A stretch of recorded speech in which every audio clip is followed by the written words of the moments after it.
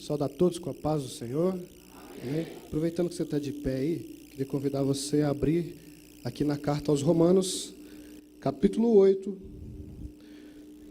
Nós vamos ler alguns versículos aqui.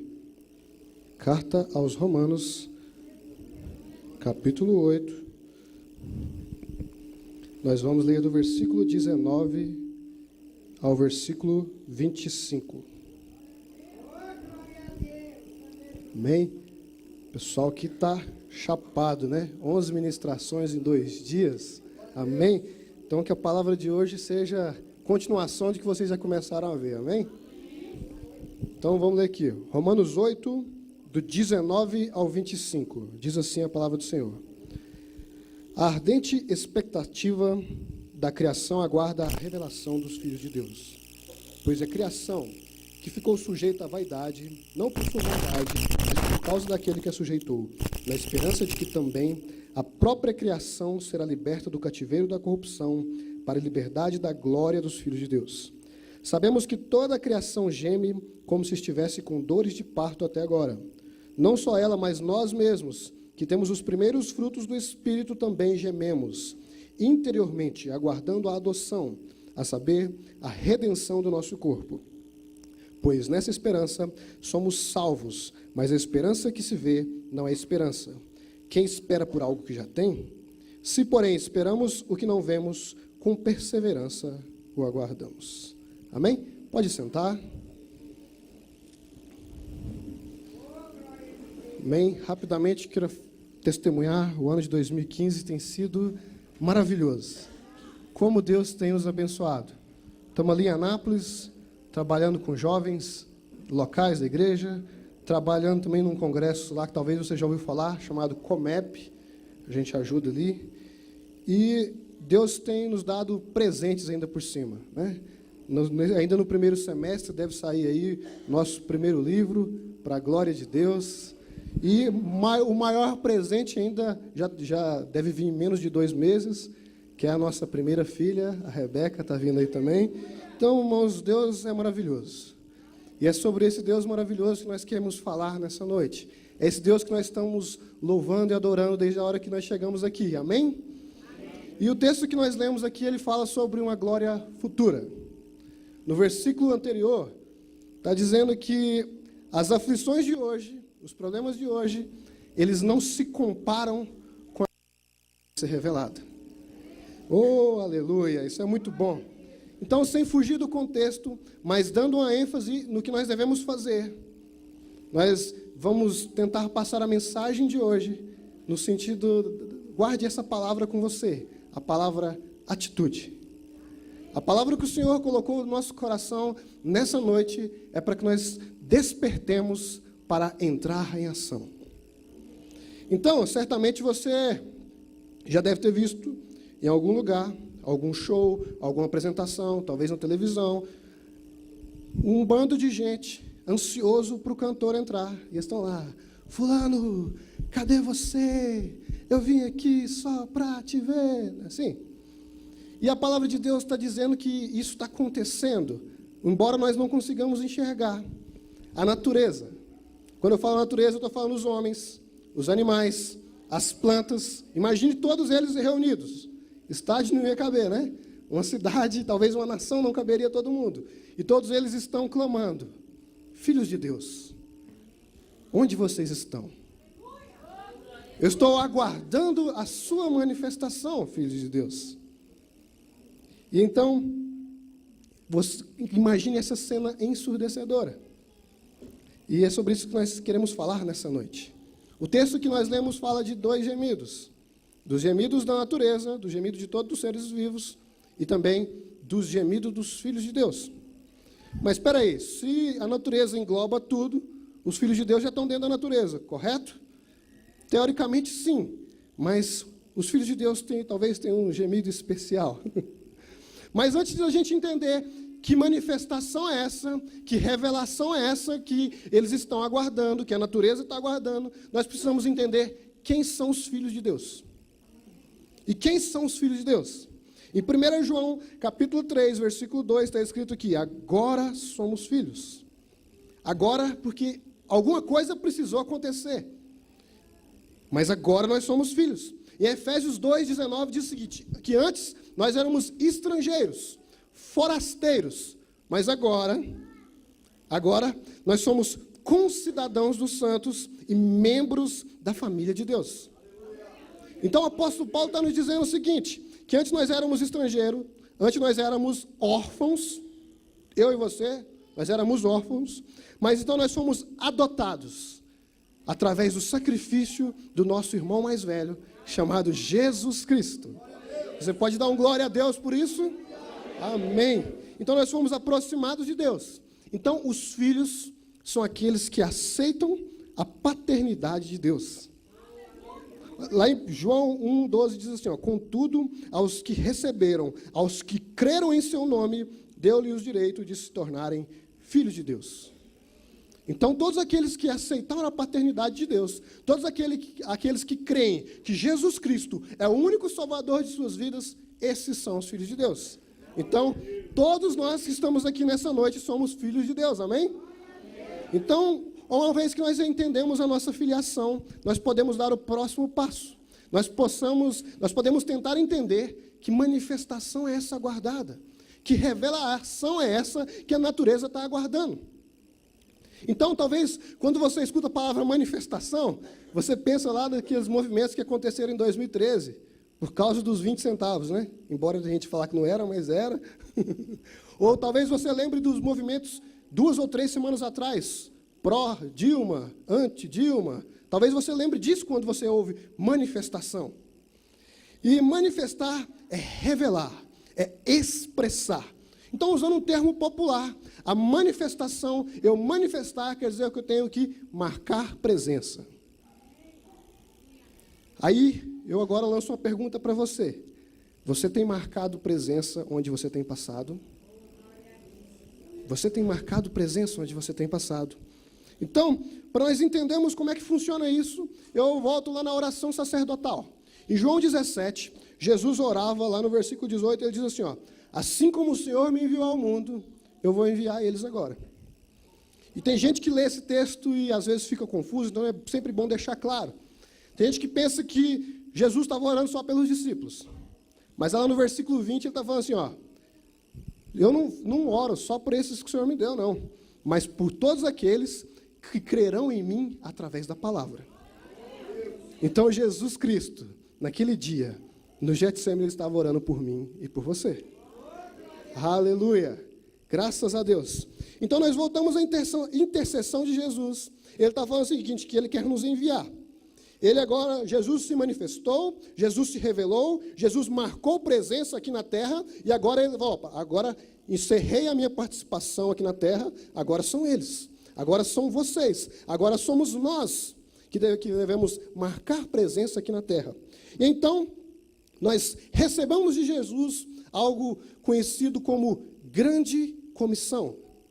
Talvez você já ouviu falar, a grande comissão. Nós temos pelo menos 3 abordagens ou 3 versículos distintos que falam sobre a grande comissão. Em Mateus, no versículo 28, 19, diz assim, portanto, ide, fazei discípulos por todas as nações, batizando em nome do Pai, do Filho e do Espírito Santo. O Marcos, no capítulo 16, no versículo 15, ele diz, ide e pregai o evangelho a toda criatura. E no livro de Atos, não sei se você sabe disso, mas Atos é a continuação do evangelho de Lucas, viu? Então, o livro de Atos, no capítulo 1, no versículo 1, 8, Jesus está dizendo assim, e vocês sejam minhas testemunhas, tanto em Jerusalém, como na Judéia, como em Samaria, até os confins da terra. Até os confins da terra. Então ele está falando assim, até lá em Valparaíso, até lá em Anápolis, até lá em Brasília, até lá em Goiás, em todos os lugares, vocês devem ser minhas testemunhas. Então esse é o chamado nosso de Jesus para nós nos manifestarmos, para nós cumprirmos a missão. Então, a manifestação dos filhos de Deus é a continuidade do que Jesus começou. A manifestação dos filhos de Deus é eu e você sermos imitadores de Jesus. Então, tem até um conceito interessante. O John Piper, ele um dia perguntou: o que é ser cristão? Aí as pessoas ficaram com dificuldade de responder. Então ele resolveu responder: ser cristão é entregar a minha vida para viver para aquele que um dia, por mim, morreu e ressuscitou. Isso é o cristianismo. Isso é ser cristão. É se manifestar aqui na terra. Então, isso está embasado lá em 2 Coríntios capítulo 5, no versículo 15. Então, se você não tem pregado o evangelho, se você não tem se manifestado aqui na terra, eu quero te perguntar: o que você está esperando? Lá no versículo 22, o texto que nós lemos em Romanos 8, está escrito assim que a natureza geme. O que seriam esses gemidos da natureza, Everson? Se você ligar a televisão no jornal, se você chegar em casa e for ver o jornal, qualquer jornal que seja, se você ler na internet, no jornal impresso, em qualquer lugar que você vai ver violência, você vai ver destruição, você vai ver maldade, e você vai ver muitas coisas tristes. E tudo isso aí são os gemidos da natureza. Então alguém precisa fazer algo. E precisa ser o quanto antes. Mas quem? Quem? Nós. Nós conhecemos a verdade e Deus conhece os corações dos seus filhos. Deus conhece os nossos corações. E Ele reprova aqueles que por algum motivo deixam de se manifestar. Aqueles que permanecem de braços cruzados diante de tantos gemidos no mundo. Lá em Provérbios, no capítulo 24, versículo 11 e 12, diz assim, liberte os que estão sendo levados para a morte. Socorram os que caminham trêmulos para a matança. Mesmo que você diga: não sabíamos o que estava acontecendo, não perceberia aquele que pesa os corações? Não saberia aquele que preserva a sua vida? Não retribuirá ele a cada um segundo o seu procedimento? Então a palavra de Deus está dizendo o seguinte: se nós temos sido omissos, e às vezes nós temos desculpas de sobra, mas será que aquele que pesa os corações, aquele que preserva a minha e a sua vida, não está enxergando isso? Não está enxergando a nossa intenção de nos esconder diante dos gemidos do mundo? E eu tenho uma ilustração interessante para contar sobre isso. Um dia eu fui na panificadora comprar um pãozinho lá. Estou voltando. Enquanto eu estou voltando, eu passo por uma velhinha. E a velhinha olha para mim como se dissesse assim, ô Mané, ajuda eu a atravessar a rua aqui, tá vendo tanto de carro passando? Só que eu pensei que era coisa da minha cabeça, né? Então, eu continuei andando. Só que pensando na senhora que estava lá atravessando a rua. E na hora que eu olho, a mulher quase é atropelada. Gente do céu, eu acho que eu nunca intercedi tanto por uma pessoa na minha vida. Ela para então no meio da pista e fala assim: Senhor, não deixa ela morrer não, Senhor. Senhor, ajuda ela a atravessar essa rua, Senhor. Senhor, não deixa nenhum carro pegar ela não. Então, com muita dificuldade, algum enviado de Deus parou o carro, segurou toda a fila, então ela terminou de atravessar a rua. Graças a Deus, eu fiquei tão aliviado. Eu vibrei tanto naquele momento. Falei assim: ela conseguiu, glória a Deus. Mas então eu cheguei em casa e comecei a refletir. E quantas pessoas estão morrendo lá fora porque não tem ninguém ajudando eles a atravessar as ruas da vida? Quantas pessoas não estão gemendo e não tem ninguém para segurar no braço dela e dizer assim: eu estou aqui com você, vamos lá, nós estamos juntos. Quantas pessoas não estão morrendo por causa disso, por causa da nossa omissão? Então, todas as vezes que eu paro para fazer um balanço do que eu tenho feito para Deus, eu tenho trabalhado na igreja, eu tenho pregado, eu tenho escrito, mas eu olho assim e falo assim: nossa, eu tenho feito tão pouco. Eu tenho tanta vergonha do que eu já tenho feito. E eu tenho certeza que isso é o que Deus quer colocar nos corações de todos nós que estamos aqui. Deus espera mais atitudes de nós. Deus espera que nós ajudemos aqueles que estão gemendo ao nosso redor.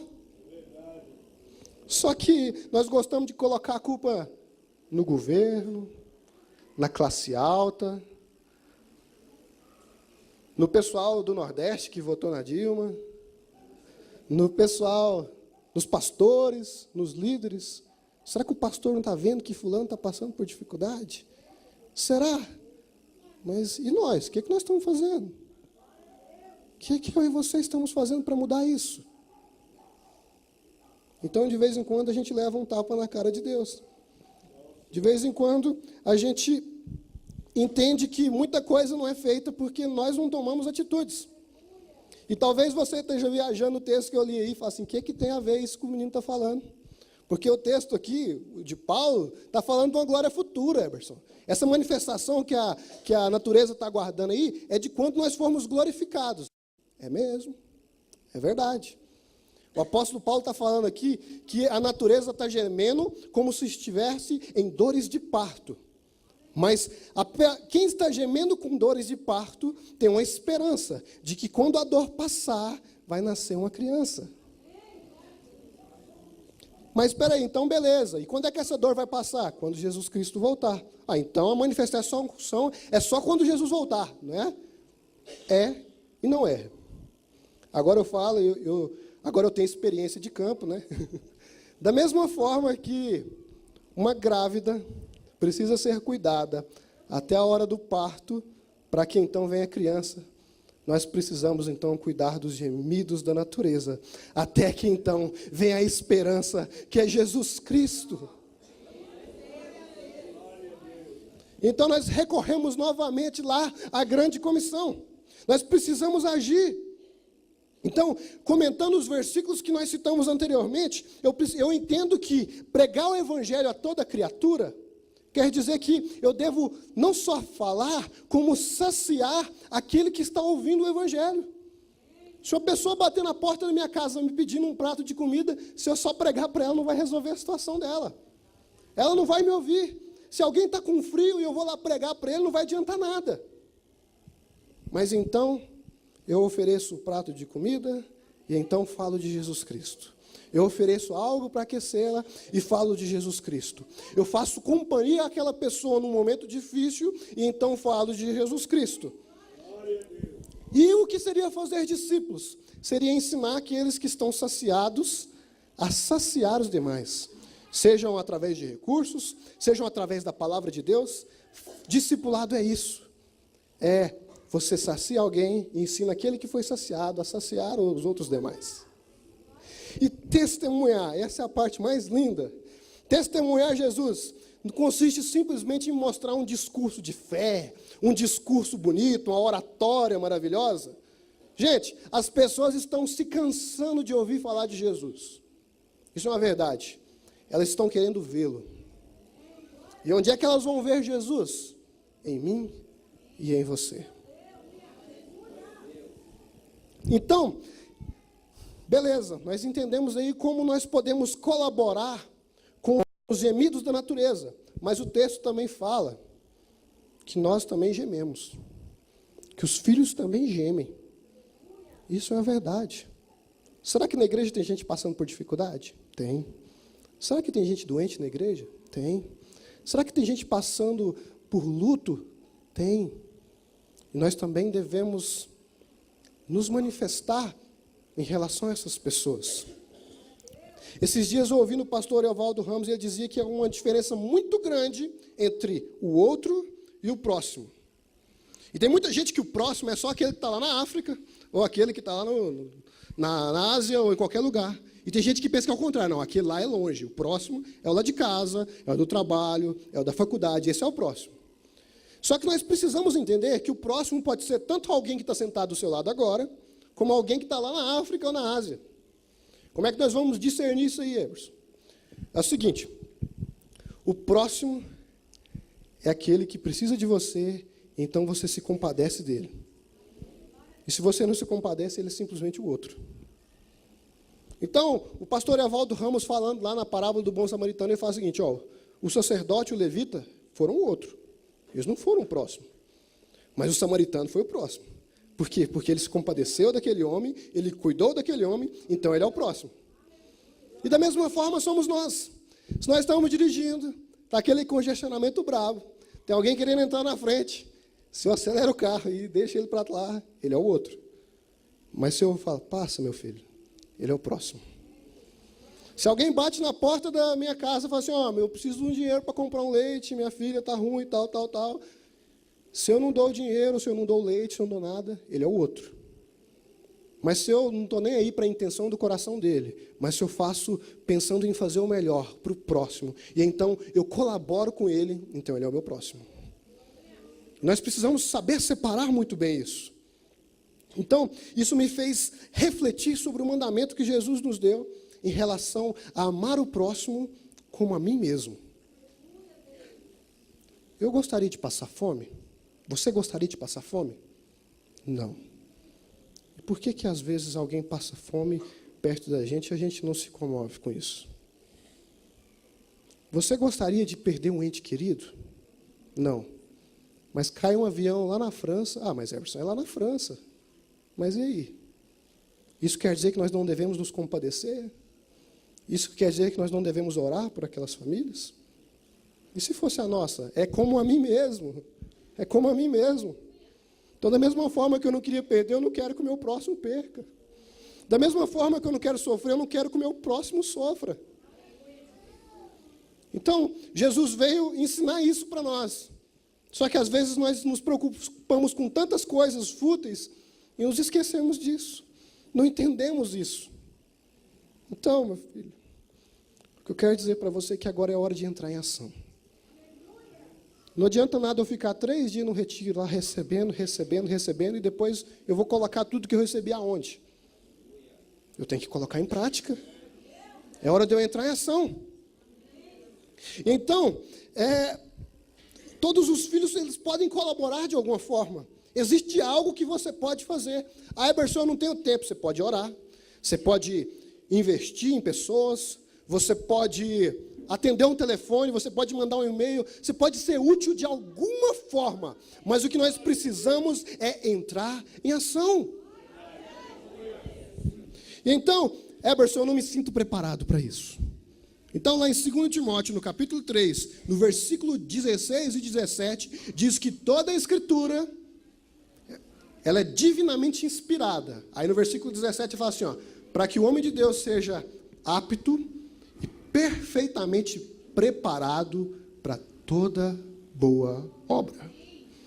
E esse toda boa obra aí não é só para pregar a palavra, não.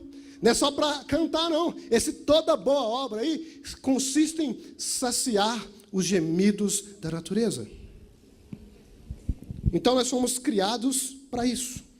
Nós somos adotados por Deus para isso. Para propagar o Evangelho de Jesus Cristo, para cumprir a missão.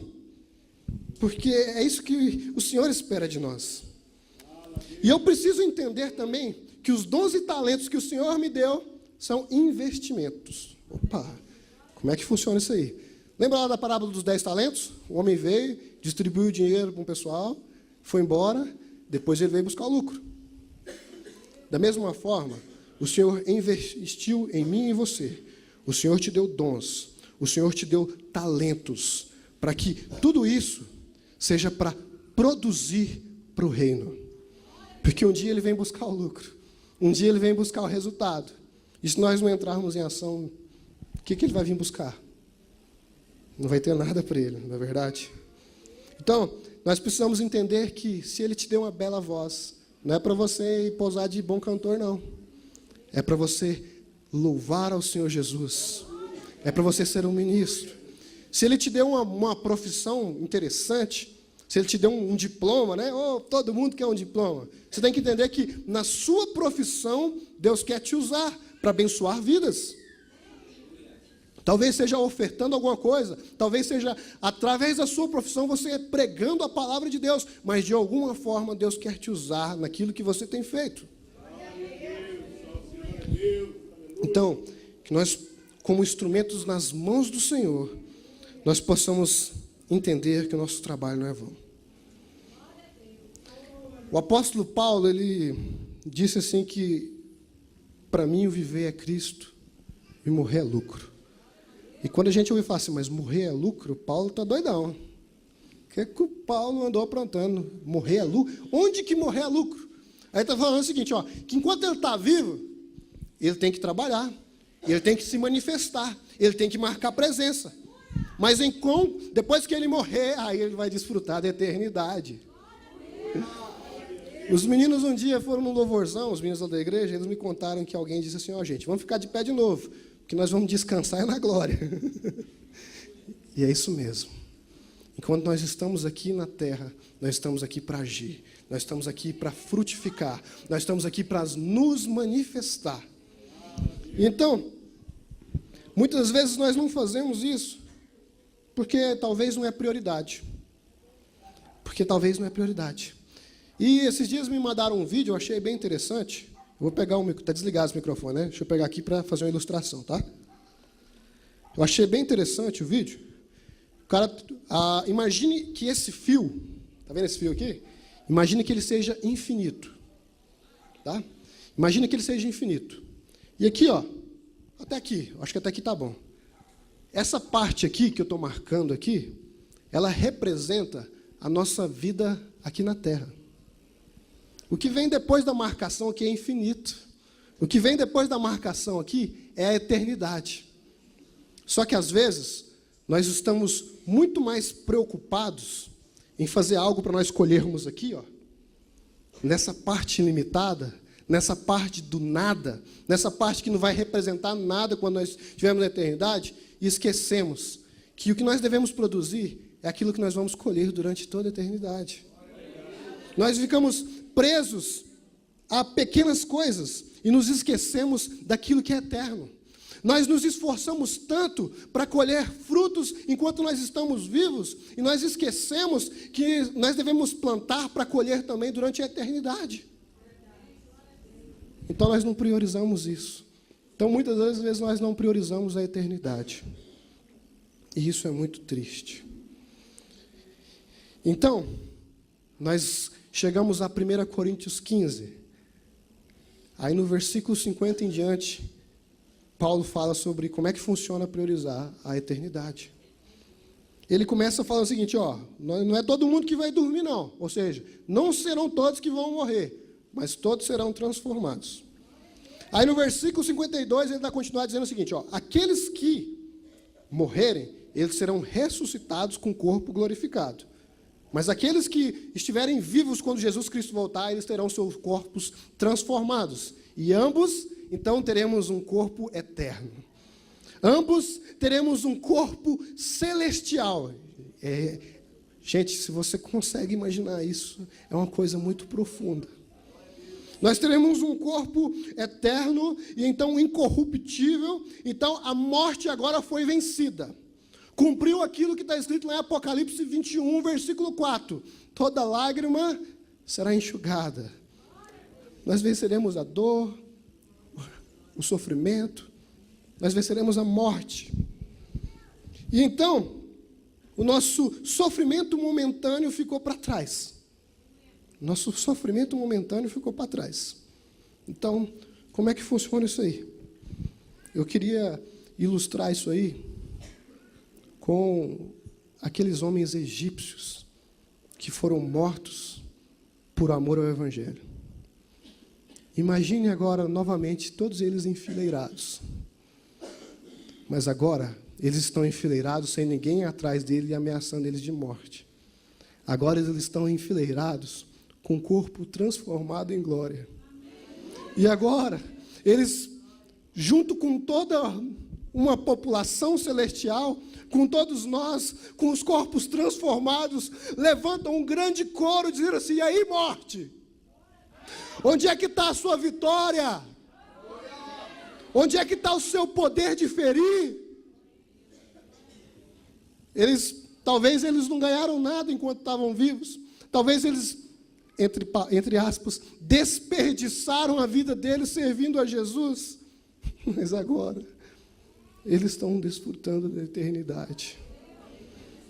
E então, no versículo 58, o apóstolo Paulo diz assim, ó, portanto, meus amados irmãos, mantenham-se firmes, que nada os abale, sejam sempre dedicados à obra do Senhor, porque vocês sabem que o trabalho de vocês não é vão.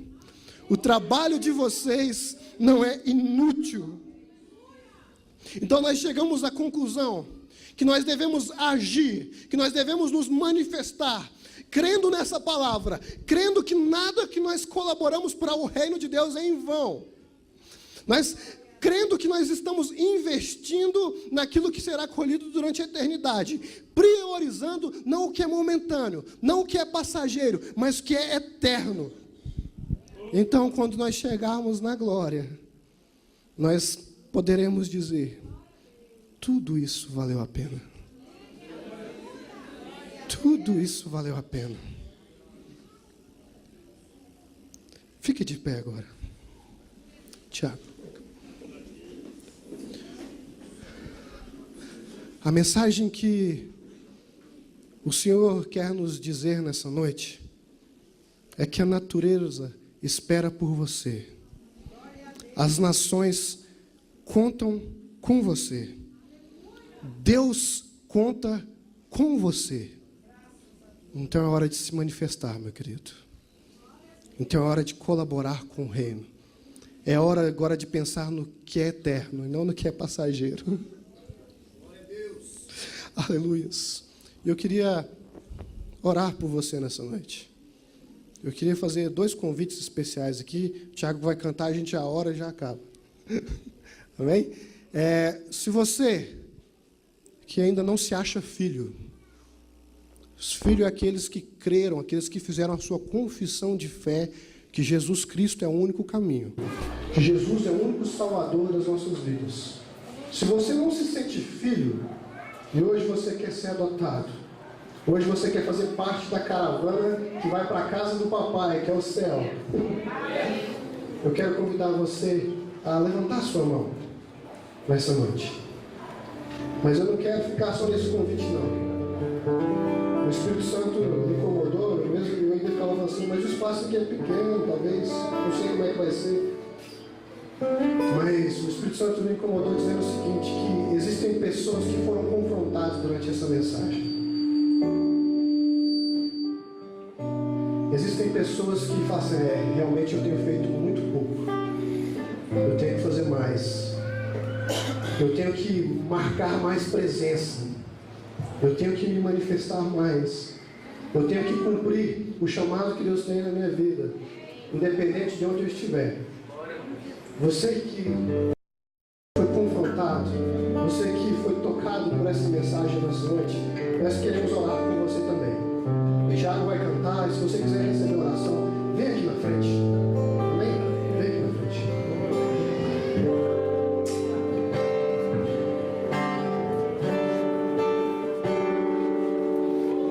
Sonda-me, Senhor, e me conheces, quebranta o meu coração. Transforma-me em pó, e a tua palavra enche-me até em mim, se acho só a ti.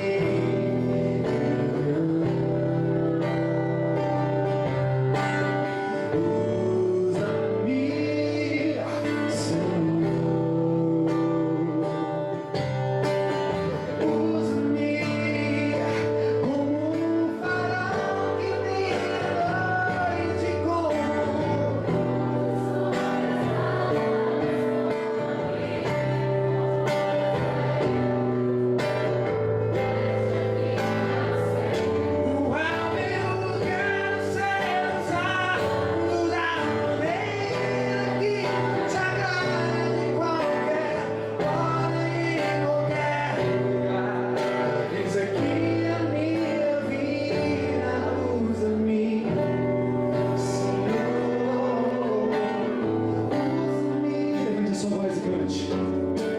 Sonda-me, Senhor, e me conheces, quebranta o meu coração. Transforma-me em pó, e a tua palavra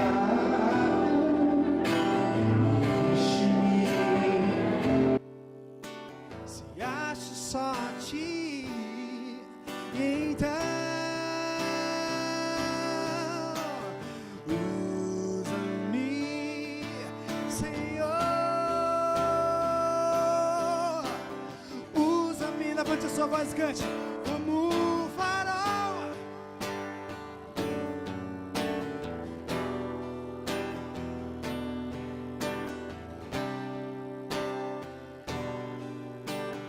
Fecha aqui, acerto ao meu. Quero ser usado da maneira. Em qualquer lugar. Eis aqui a minha vida, usa-me. Usa-me. Sonda-me. Que?